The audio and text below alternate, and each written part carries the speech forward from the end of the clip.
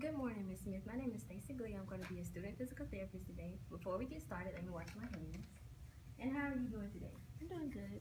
Very good. Are you in any pain at the moment? No. Okay, very good.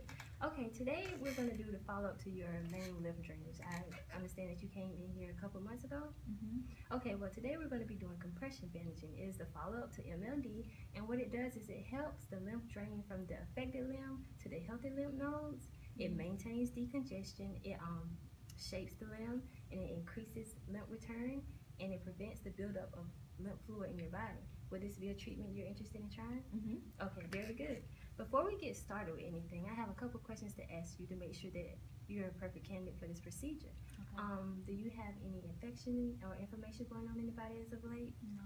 Any cardiac issues? No. Cardiac edema? Mm-mm. DVT, deep vein thrombosis? No. Do you have any peripheral arterial disease going on? Mm-mm. How about any fractures in the affected limbs? No. Okay, well you sound like a good candidate. Okay, in performing this procedure, I am going to perform a skin check and a sensory check of your skin as well. And in performing these tests, I have to touch you. Do I have permission to touch? Okay, very good. And it is your right arm, correct? Okay. So with your right arm, I'm just basically checking for any bruising, any open wounds. I'm going to check in between the fingers and see if anything could be wrong before we get started with the treatment that may arise as a precaution. Okay, so your skin integrity looks very good. It looks really good.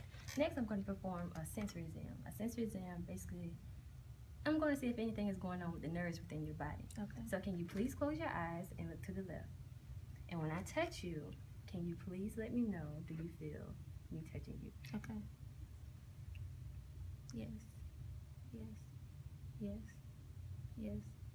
Yes. Yes. Yes. Yes. Yes. Very good. Sensation seems to be in check. Okay, now Miss Smith, we're going to begin with the procedure. Okay. Compression bandaging. First of all, I'm going to put on the stocking. What the stocking does is it basically protects your skin. Okay.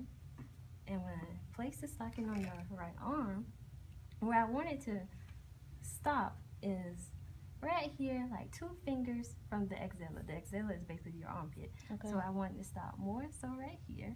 Okay. And there's the 2 fingers. And to get started, I'm going to roll this back.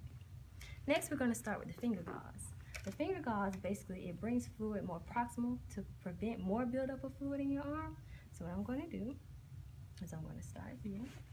And can you lean forward for me? And just kind of place your arm off the table so it'll be more easy, so we won't have anything in the way. So I'm going to wrap it around your wrist a few times. Then I'm going to move on to your finger. When I move on to your finger, one thing I want to be careful of is if I want to go halfway to your nail bed. And then I'm going to go back around, come back around here, and then we're going to go back to your wrist. Here, then we move on to the ring finger, once again protecting that nail bed, halfway.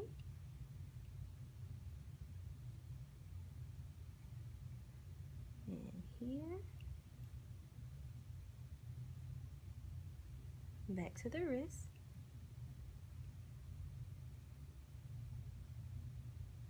This time to the middle finger. Still all the while halfway of the nail bed.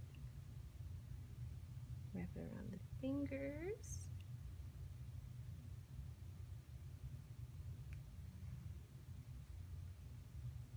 Here. Now we're to the pointer finger. Halfway to that nail bed. And back around. And we're going to stretch it here, all the way down, because we're going to stretch it right here.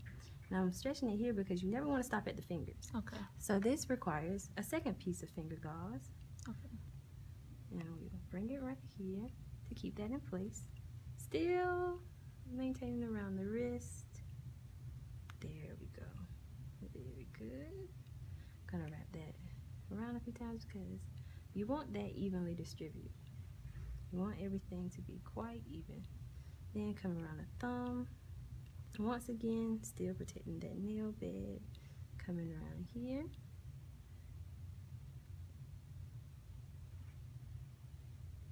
And if you notice, we have extra finger gauze. But what you would do, normally we would cut it. But a very good teacher friend of mine gave me this gauze and she told me not to cut it. So Okay. I will not. And we're going to wrap here. And we're going to bring the compression sleeve here because this will stay in place. You don't need any tape or anything for that. Okay. And place that here. Now, can you make a fist for me? Does everything feel good? Range of motion. Do you have any numbness or tingling? No. None of that? No. Very good. Next, we're going to apply padding. What the padding does is to ensure compression is evenly distributed throughout the arm. Okay. So I'm going to start here. And one thing, Miss Smith, with the wrapping, you do not want this to be extremely tight. That's one thing you want to avoid. And can you come here and can you point your fist into my stomach, please? Thank you very much.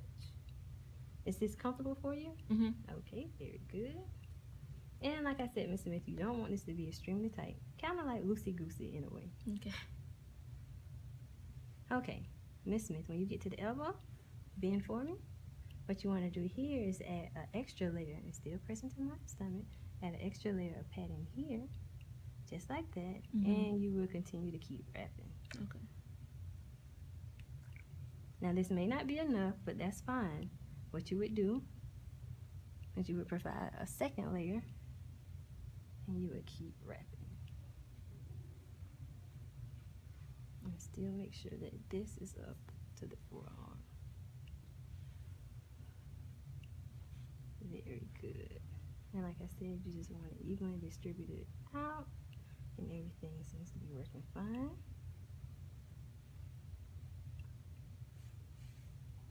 Okay, if you notice here, everything is evenly distributed. Can you bend your elbow for me? Yep. Everything fine, no numbness, tingling? Nope. Okay, well that means we can proceed. Next, we will have the short stretch. The short stretch applies 20 to 30 millimeters of mercury for pressure, and it also adds support during muscle contraction as well. So what you would do, same as before, start at the wrist. At the wrist. At the wrist. And this time what you want to do is you want to go between the thumb, and you kind of want to split it in half a little to get it around the thumb. So you split it in half, and then when you get back to the wrist, you don't have it in half anymore. Okay. And what you want to do is you want to do this a couple times. Like I said, when you get around the thumb, fold it in half a little, makes it a little easier, but make sure when you ensure that it comes around, it's not anymore, and you could continue to come up. And you want to roll at least like half of the short stretch roll, like 50%. And then can you bend for me? Okay. And we're going to finish here. Sorry. Okay, Miss Smith. Okay. And then we're going to do the second bandage, but with the second bandage, I want to start with the opposite way. Okay. Okay. So the bandage is here. I'm going to start here. And can you press into my chest for me? Okay. And what I'm going to do here is I'm going to do a figure 8. Here. And then here. And I'm going to continue to wrap. Keep maintaining that the sleeve is up.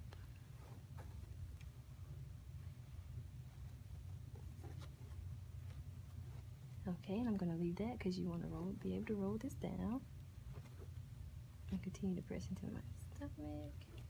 Very good.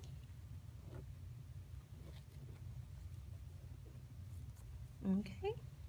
And what you want to do is you want to secure the short stretch lace bandage with tape. It comes with clips, but you never want to use these clips because what it can do, it can cause more harm than good. You could potentially cut yourself. So can you bend for me? Everything feels good. Can you move your fingers? No numbness thing. No numbness, tingling. So everything is okay. All right. So, Miss Smith, going home is a couple precautions you want to take care of. You always make sure you have 2 bandages. You have one to wear and one to wash.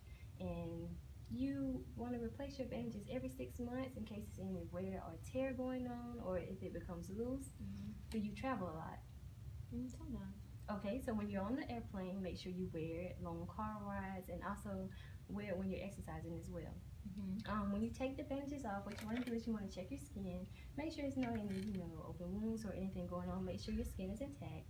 When you use soaps or lotions, make sure they're hypoallergenic and make sure they have a low pH. You want to wash your garments with warm water, and you want to lay them out flat when they're drying. No heavy lifting during this time. No heavy lifting, no tight-fitting clothes, and no super hot showers. Okay. And when you're showering, make sure that you ensure that you have a plastic covering on the bandages as well. And like I said, everything is good. You're able to bend your elbow. You have no numbness and tingling. The next time you come, your next section, we'll make sure that everything is intact and the wraps and the bandage in your skin is fine. But we're going to progress to exercises that facilitate muscle pumping throughout the body as well. And you will have a progression of other garments. One which is very popular is called limp divas, and it's more loose and it doesn't involve as heavy wrapping as you have now. Okay. Any questions? No. Okay, Miss Smith, it's nice to meet you. Nice to meet you And too. see you next time. Thank you.